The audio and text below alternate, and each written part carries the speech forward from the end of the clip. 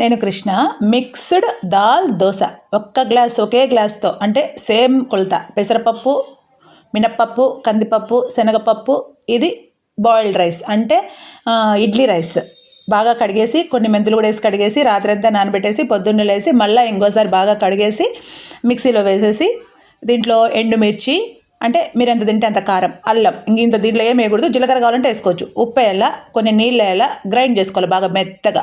అయిపోయింది. దీన్ని మీకు దోశకి ఎట్లా కలుపుకుంటారో అట్లా కలుపుకోవాలి. ఉప్పు వేయాల, సోడా ఏం అవసరం లేదు. దీనికి బాగా కలిపేసుకొని స్టవ్ మీద పెనం పెట్టేసి నూనె కానీ నెయ్యి కానీ మీకు ఏది నచ్చితే అది వేసేసి దోశ రౌండ్గా వేసేసుకొని బాగా ఎర్రగా కాలినాక అట్లా ఇట్లా తిప్పుకోవాలా బాగా. ఇది బాగుంటుంది దీని పేరు ఏందో నాకు తెలియదు. వంట కంటే పేర్లు పెట్టడమే కష్టమైంది. నాది అసలు ఎక్కువ వాటర్ మైండ్. అందుకే దీనికి నేను మిక్స్డ్ దాల్ దోశ అన్ని పప్పులు కలిపినా కాబట్టి అయిపోయింది ఇదే దోశ మా అత్తకు పెడతా ఉన్నా, తింటా ఉంది. మళ్ళీ నేను తింటా. నచ్చితే లైక్ చేయండి. Thank you.